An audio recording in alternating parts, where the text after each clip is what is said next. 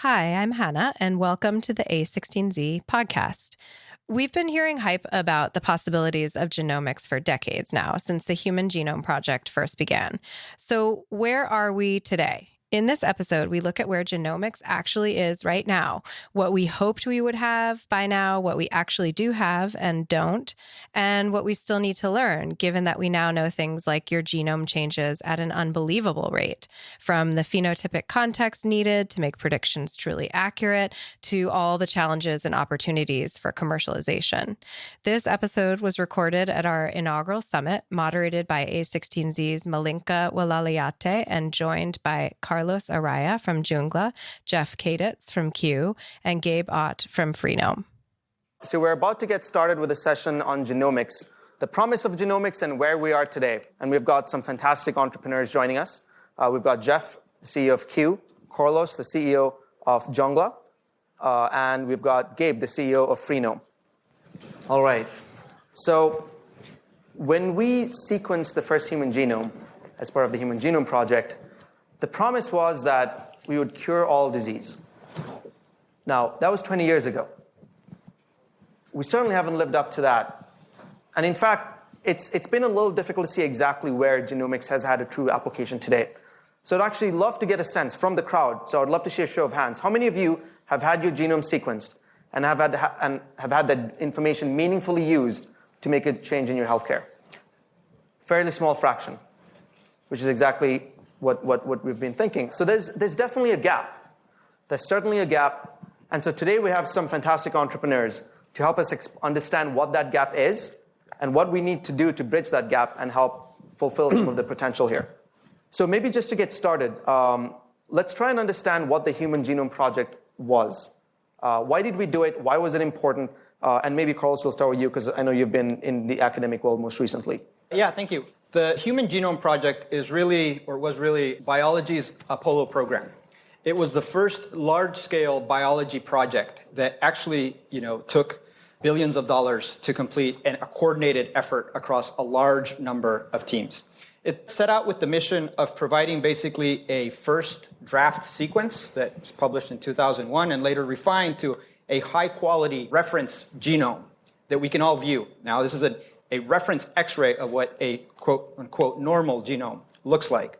And although that functions as a foundation for a lot of basically learning about our origins, our biology and health and disease, like the Apollo program, a lot of the value from the Human Genome Project isn't just that reference sequence, but it's also the technologies and concepts that were learned and developed therein.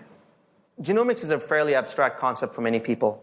How would members of our audience experience genomics today? What are the major use cases? Who are the major players today?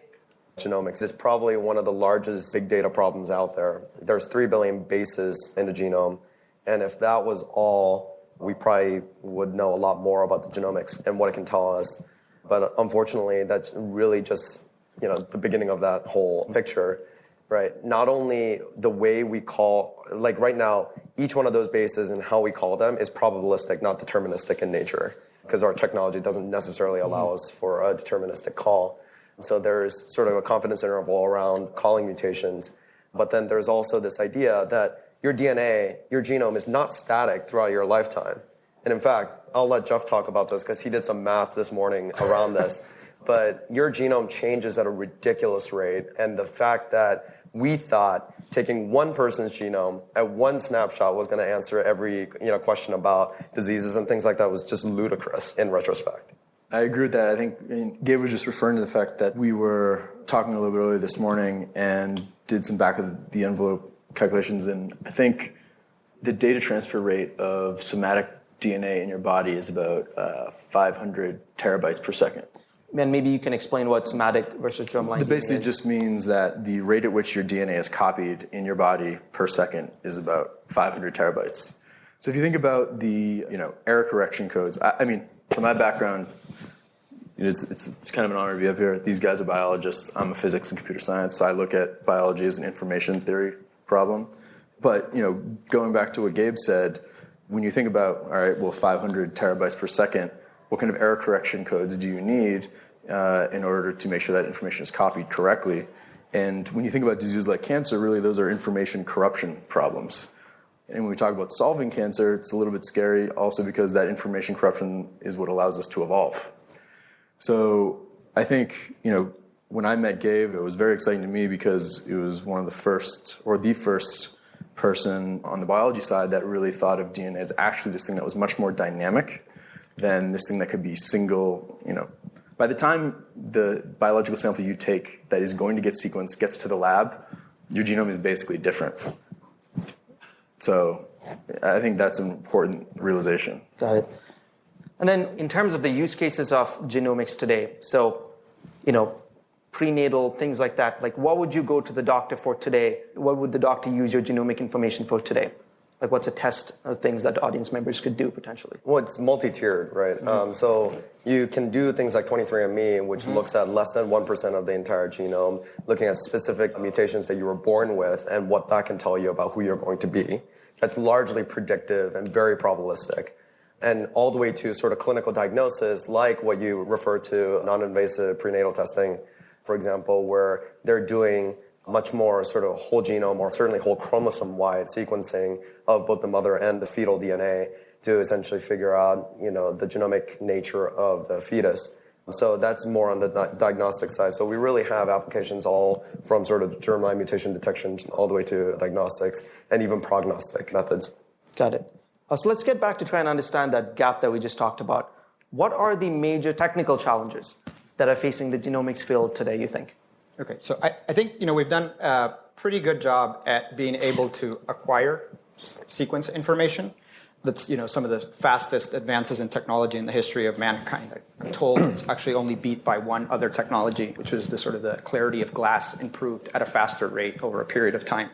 But getting basically access to this information doesn't mean understanding it. And so I think one of our sort of views is that a critical missing component here is basically the maps of function for how we're going to interpret mutations in here. We're getting large numbers of individual genomes for people. They're changing because they change over their somatic tissues. They develop tumors, et cetera. All of that is information that we need to put in context. And we need to be able to associate mutations that have similar effects. And unfortunately, the maps that we have today are really maps of function that just say where things that are things like genes, biomolecules, where they are encoded in the genome. But it says really nothing about how they function and which parts of the genes do what. And that's really what mutations target. So that's, I think, one fundamental layer that's really missing for a lot of the applications that we pursue of genomics. I think applications have also been extremely limited because one of the things that you need to understand genomic data is also phenotypic information associated with that. Can you describe what you mean by phenotypic information? A simple example is when you get let's say, blood sample, and I'm extracting DNA from that to try to understand the genomics behind whether this person has cancer or not. I need to know whether that person had cancer or not. I need to know whether that person was male or female, what age, some kind of background information about that person so that I can properly annotate that particular So for the physical data set. characteristics. Yeah, exactly. It's physical characteristics. And what's been severely lacking is a deeper understanding of the phenotypic information that we can associate back to genomic information, something that almost everyone that's doing research in genomics would agree it's really hard information to get, and it's really hard to get really clean information around that, even when you get information. So let's switch over to the business side a little bit. What do you think are the major commercial challenges that are facing the genomics industry today? I think one thing we're thinking about is, do we think of the applications of genomics being diagnostic or therapeutic? Mm-hmm. And maybe quickly describe what each of those are. Well, sure. Is it a tool that we use to determine if you're sick, or is it a tool that we use to help you heal if you are sick? And I think that, if you look at just a single shot whole genome sequencing, I think there's another question to ask if you want it to use it diagnostically, which is at what point is a prediction a diagnostic? And I think that's a little bit of a question like saying, if I keep taking a grain of sand off of a pile of sand, at what point is it no longer a pile of sand? Because if you think about the expectations in healthcare, a doctor really most of the time is expected to give a binary decision of are you sick or are you not. Looking at your whole genome sequence for the vast majority of cases is just going to give you a statistical likelihood of diseases you may be more predisposed to than another person. But it will be almost entirely environmental factors that determines whether or not it's expressed. I think that the most immediate or obvious places, and I think Russ Altman at Stanford is doing really interesting things here, is using genetics to determine which drugs you're most likely to respond to. Mm-hmm. I think that is like the lowest hanging fruit. I think in order for genomics to be used in diagnostics or predictive models of are you going to get sick, I think it has to be combined with actual time series biomarker data, which is a longer potential discussion. Part of the challenge I think the diagnostics field, genomics field has had is our healthcare system, which is you need to convince a payer, an insurance company to reimburse you. Then you need to also convince a doctor to prescribe that test. And only once you get both those parties on board can you actually go to market. That's a lot of people to convince. And really, the only person you should be convincing is the patient, who is nowhere in that equation at all. So are there other ways to get to market that are compelling? Maybe you could that could break past those barriers. You do point out at a really interesting point, which is when I talk to clinicians, when I talk to payers, it's often an argument about whether detecting cancer is a good thing or not, whether that will lead to what they care about, which is sort of savings in the medical system. I think the really interesting thing is we've been used to doing things a certain way, like in the field of cancer screening, cancer diagnostics, we're used to like really, really bad tests. So like PSA for prostate cancer detection, mammography for breast cancer detection, these things have false positive rates of anywhere from 50 to 75%. Wow. Right? Like you're literally better off flipping a coin than taking one of these tests from a false positive perspective. And so, yes, of course, if our tests are that inaccurate, it's going to lead to all sorts of downstream, unnecessary procedures that adds burden. But so many people have that mentality where they basically say, we're not going to reimburse this unless your test saves me money now.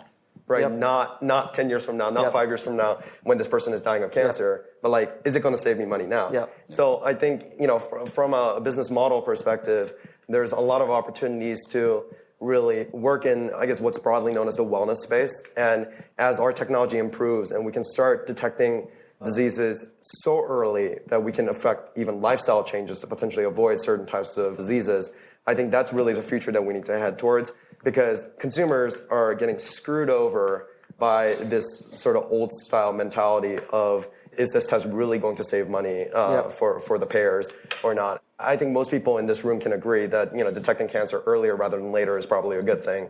So I don't think there's an argument from a consumer perspective. It's really the payers and some of the clinicians that are being the inhibitors to this progress. Yeah. I agree with everything Gabe just said, but I think there's also kind of a societal and ethical question of what rights do we have as patients to have information about our bodies?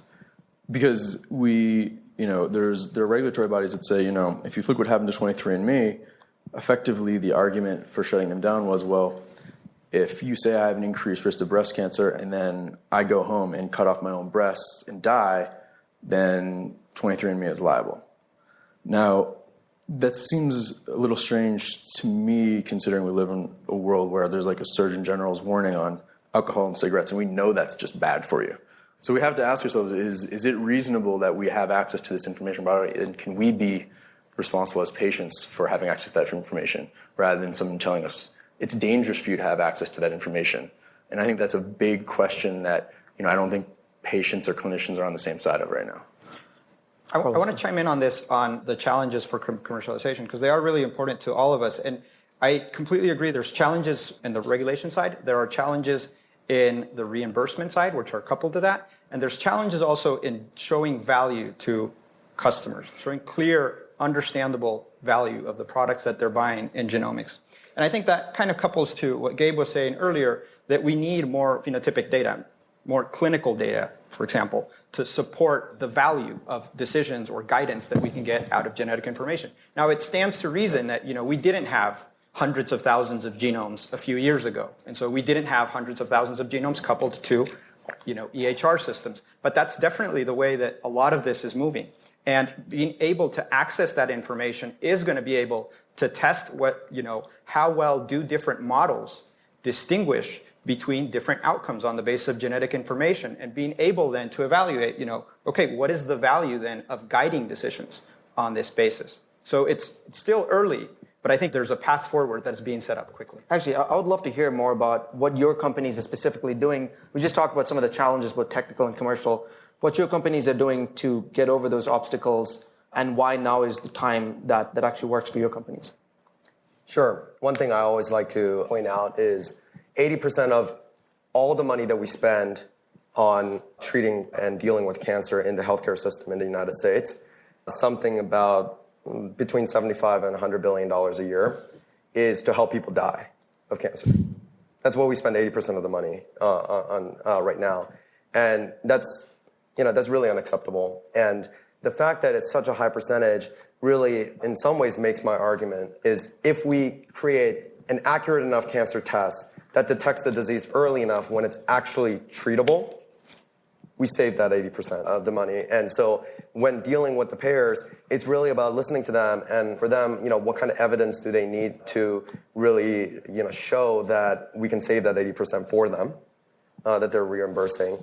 And then, of course, we already talked about the wellness angle, is if and when I do get fed up with the payers, which may be sometime soon, there are other opportunities to explore, especially because FDA has released guidelines around a wellness space, and they basically said that patients have the right to choose their own lifestyle choices, their diet and exercise, and how that can potentially affect their wellness. And so one of the things that we're really working on is how can we empower the patient with the right, essentially, genomic thermometer, if you will, to give them a sense of what kind of things can they eat and how much should they exercise for that particular individual to maximize their wellness and avoid chances of getting these kinds of diseases.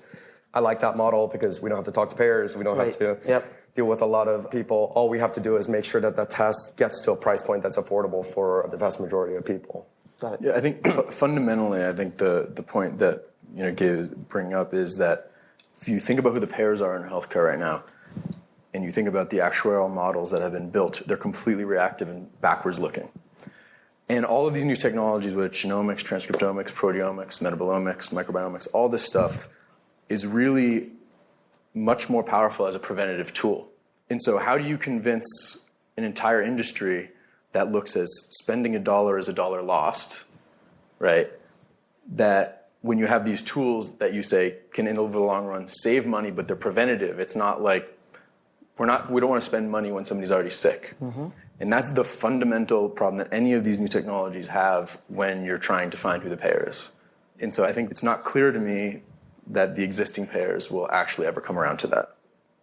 That's a fair point. I think there's a really good opportunity as you bring down the cost of these tests and you have consumers able to directly pay for them, or sometimes actually go outside the US. There's a lot of countries where it's either single payer or it's very much self-pay, and consumers are used to paying for tests by themselves, like in India. Well, think about dental care in the United States. Yeah. That's actually a preventative. I would argue that that's one of the best preventative healthcare systems in the world. How does it work? Well, twice a year you go get the same set of things basically measured about your body, and we develop hundreds of millions of longitudinal, medical dental records tied to outcomes. So there's this positive feedback loop in the dental industry where actually if you look at the cost of dental care over time, it's flat or down in inflation-adjusted dollars, and the quality of the care has gone up. If you look at over the exact same period of time in healthcare, it's the exact opposite trend. Care in a lot of ways is getting worse, costs are skyrocketing. And so I think it's worth kind of asking, what is the differences? Why? And in the dental care system, there are dentists who give away checkups to get you as a customer because they know eventually you're going to need a root canal, right? And that's when you pay. Yep. Right? And so they take the preventative approach saying, it's inevitable. We're all going to get sick. We're all going to die. And that's when we should get paid. We're going to try and keep you healthy until then. Yep. And it's a very fundamentally different approach but healthcare nonetheless. I think it's important to remember the patients and the consumer's role in this, because it's really not going to work without the patients and consumers opting into these kinds of behavioral changes. Effectively, we're asking people, to look at your health in a different way. Because, Jeff brought up the dentist example, right? We brush our teeth every day, or hopefully every day. Twice a day. And, usually have annual checkups and things like that. And And we don't really expect to go to the dentist after 20 years of not brushing our teeth and expecting them to, make our teeth perfect, right? But that's exactly what we ask of our doctors today. Yeah. It's like people treat their bodies terribly, and then when they are, on the verge of death, they go to the doctors and then say, make me perfect. Then the insurance companies complain because it's expensive to fix you. Right. Yeah. So it really needs sort of patient and consumer buy-in, but that's partly on them, partly also on the technology companies making it easier for them or enabling them or certainly motivating them in certain ways. Actually, as you talk about that, in order for us to get to that goal, we do definitely need to have better diagnostic tests, Yes. higher quality, lower cost. And we're very long AI in Silicon Valley. We think AI plus any industry, it leads to a giant company in that industry generally. AI plus cars, AI plus radiology. What does AI plus genomics look like? So we at Jungla have sort of realized that in this explosion of, genomics entering more and more the clinic, what you see is that there is this really large growth in the amount of uncertainty around genetic tests. And it's kind of ironic that when you look at, even some of the most abundant, largest volume genetic tests, these are cancer gene panel tests for basically, hereditary risk of developing cancer. Those tests will basically find 95 mutations that they have absolutely no clue of what the effects of those mutations are in these important cancer-associated genes per each mutation that is known to cause disease. So when you can only interpret basically 1 out of 96 mutations in this space, it's kind of ironic that we call it precision medicine. We see that as a fantastic place for machine learning. And in fact, the American College of Medical Genetics has guidelines for the use of computational tools in this space. And so that's really, one of the key places where we're focusing on entering, because we know that today we can make those tools 35% better. And that we're, happy to distribute these tools as a horizontal across lots of different genetic test providers and not contained in a single. To add to that, when you think about, really AI is, it just lets us combine a lot of different variables and make predictions. But, we live in a world where Google and Facebook use millions of variables to predict which ad we're going to click on or, whether or not we can repay a loan. But we try and reduce disease to single variables. And it's happening in genetics right now with a single nucleotide variant. We want to say if you're going to get breast cancer. That's crazy. It's honestly. The human body is an extremely complicated system. To build predictive models based on a single variable, which is exactly what clinical studies do, because that's it's what they're designed to do. Really, is pretty asinine, and I think we have to think about why it's true in one place and not the other part of society. And I think that applying machine learning is really just applying a tool that lets us look at far more information. I mean, can you imagine somebody in real time trying to figure out which ad you're going to click on better than Google? No, it's just too many things to look at, right? And that's what these tools allow us to do. Look at so many things, way more powerful than the human brain could ever look at. And I think that's really what it's about. Yeah, and just adding to that, because I completely agree with that. From the patient's perspective and the consumer's perspective, what the learning engine can really provide is a way to make sense of all of that data in a way that pertains to them. These kinds of things, Apple Watches, Fitbits, and things like that, phenomenal at gathering data, right? Very bad at telling you what that actually does for you or what that, means for you, right? On average, an average human being makes, 12 cancer cells every minute, right? Sorry to freak out, people in the audience, but, you need to really think about that and realize, there is an optimum for you in terms of what kind of food you eat, how you exercise, how much you sleep, things along those lines that really minimize those kinds of events. Right now, patients have zero idea, right, how what they do in their lives actually correlates to any kind of changes in that space. That is a huge big data problem that's just starting to get deconvoluted. And that's where the machine learning can really step in and figure out those kinds of interactions and correlations for us so that we can provide it to the consumer. Here, I think there's a really important distinction to make in genetics, which is there are Mendelian disorders where the phenotype is correlated with single genes, and there's estimates are that there's at least 7,000 of them, and we know 3,500 of them. And then there's complex sort of phenotypes. Maybe give examples disorders. of what each is. Yeah, a standard sort of Mendelian disorder would be cystic fibrosis, okay, where you have basically issues in the lung, and it really is driven by mutations in a chloride channel. In the case of sort of complex disorders, we're talking about diabetes, things more, diabetes, things related to sort of metabolism, where you have lots of genes contributing. Those are definitely controlled by lots of different variables. And genetics plays a role in both of those. And I think it's really important that we remember, which type of disorder we're talking about when we think about how we're applying AI. And we think, very carefully, like, okay, what is, the features and types of data that we're correlating with these? And Great. Well, thank you so much for that session. Let's thank our guests.